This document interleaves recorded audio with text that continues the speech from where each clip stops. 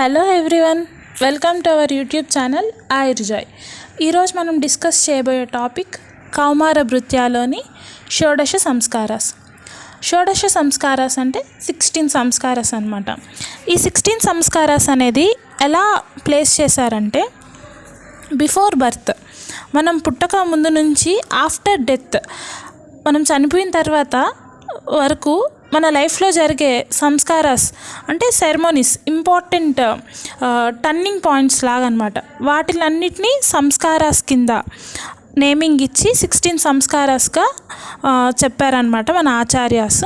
వాటిలో ఫస్ట్ గర్భాధాన, పుంసవన కర్మ, సీమంతోపనయనం, జాతకర్మ, నామకరణ, నిష్క్రమణ, అన్నప్రాశన, చూడాకర్మ ఆర్ ముండధారణ, కర్ణవేధన, ఉపనయన, వేదారంభ, సమావర్తన, వివాహ, వానప్రస్థ, సన్యాస, అంత్యవేష్ట.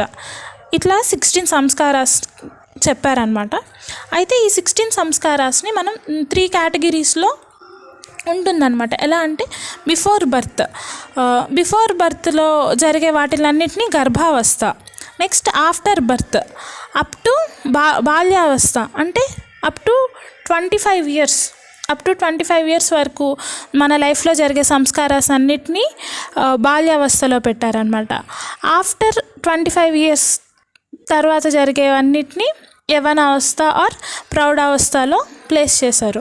ఫస్ట్ గర్భావస్థ అంటే బిఫోర్ బర్త్లో 3 సంస్కారాలు జరుగుతాయన్నమాట. ఫస్ట్ గర్భాధాన అంటే ప్రెగ్నెంట్ అవ్వడానికి, బిఫోర్ ప్రెగ్నెన్సీ రావడానికి చేసే సంస్కారాస్ అన్నీ వచ్చేసి ఈ గర్భాధానాలో వస్తాయన్నమాట.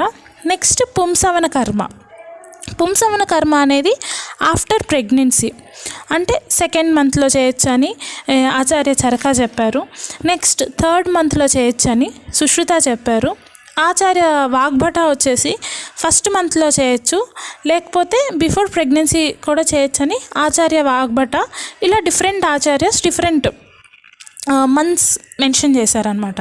ఈ పుంసవన కర్మ ఎందుకు ఎక్కువగా చేసుకోవచ్చు అంటే, మనకి హెల్తీ బేబీ రావడానికి, ఇంకొకటి ఏంటంటే male child sex of the child అనేది మేల్గా ఉండడానికి కూడా ఈ పుంసవన కర్మ చేస్తారనమాట. నెక్స్ట్ సీమంతోపనయనం అనేది 4th మంత్లో చేయొచ్చు. ఈ సీమంతోపనయనం చేయడం వల్ల ఏంటంటే బేబీ యొక్క బుద్ధి అనేది బాగుంటుంది అనమాట. బుద్ధి ఇంప్రూవ్మెంట్ ఆఫ్ ది బుద్ధి, ఇంటెలెక్చువల్ పవర్ బాగుంటుంది. సో ఈ సీమంతోపనయనం చేస్తారు అకార్డింగ్ టు అవర్ ఆచార్యాస్. నెక్స్ట్ బాల్యావస్థ అంటే ఇంకా after birth to up to 25 years వరకు మన లైఫ్లో జరిగే సంస్కారాస్ అన్నింటినీ బాల్యావస్థలో పెట్టారు. ఇవి 8 ఉంటాయన్నమాట ఈ సంస్కారాస్. ఫస్ట్ జాతకర్మ.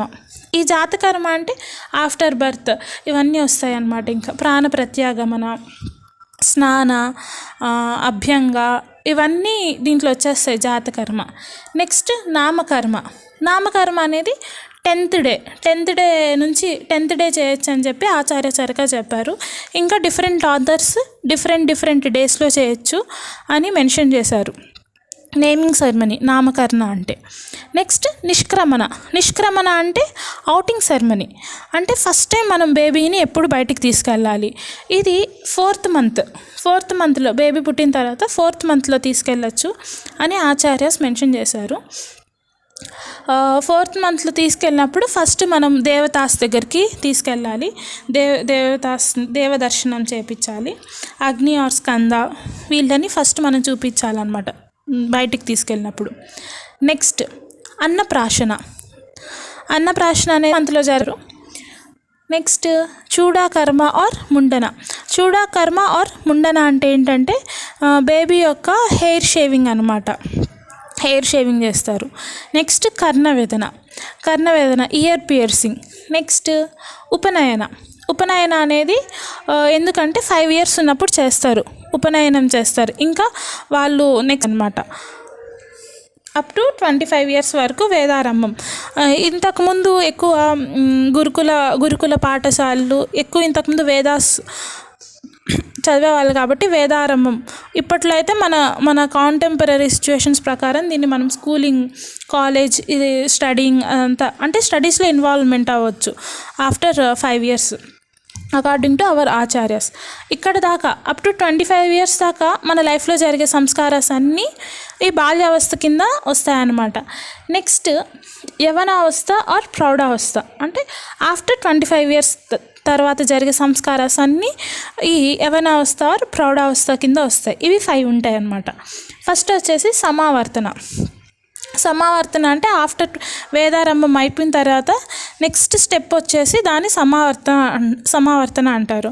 ఈ సమావర్తన అనేది ఆఫ్టర్ 25 years ఫస్ట్ గృహావస్థలో ఉంటారనమాట వాళ్ళు.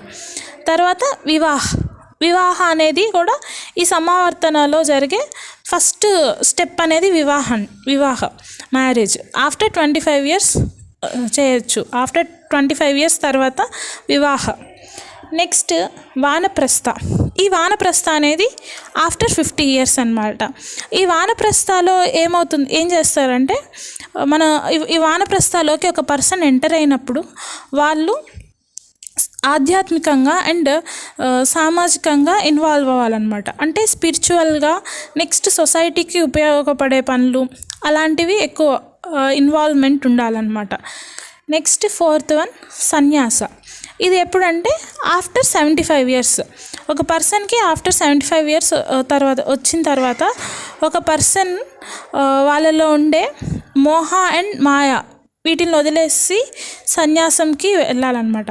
అంటే డిస్ట్రాక్షన్స్, నెక్స్ట్ అటాచ్మెంట్స్, ఇల్యూషన్స్ అవన్నీ వదిలేసి ఈ సన్యాసాలోకి వెళ్ళాలన్నమాట అకార్డింగ్ టు అవర్ ఆచార్యస్. నెక్స్ట్ ఫిఫ్త్ వచ్చేసి అంత్యవేష్ట ఆర్ దేహ సంస్కారస్.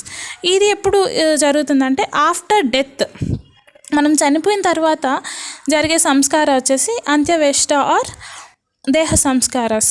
ఇలాగా మన ఆచార్యస్ బిఫోర్ బర్త్ నుంచి ఆఫ్టర్ డెత్ వరకు మన లైఫ్లో జరిగే ప్రతి ఒక్క సంస్కారాస్ని ఇలాగ షోడశ సంస్కారాస్ అని మెన్షన్ చేసి డివైడ్ చేసి నేమింగ్ ఇచ్చారు. ఈ షోడశ సంస్కారాస్ చాలా important for both competitive exams and for UG exams. ఏ ఏజ్లో ఏవే సంస్కారాస్ వస్తాయి అనేది కూడా చాలా ఇంపార్టెంట్ అనమాట. ఆర్డర్ కూడా ఇంపార్టెంట్. బేస్డ్ ఆన్ ఈ మంత్లో ఏది చేస్తారు, ఏ మంత్లో ఏ చేస్తారు అంటే ఏ ఏజ్కి ఏ ఏజ్కి ఎంటర్ అయినప్పుడు మనం ఏ సంస్కారాస్ చేస్తారు అనేది important. Thanks for watching. Please like, share and subscribe the channel. Ayurjoy. Thank you.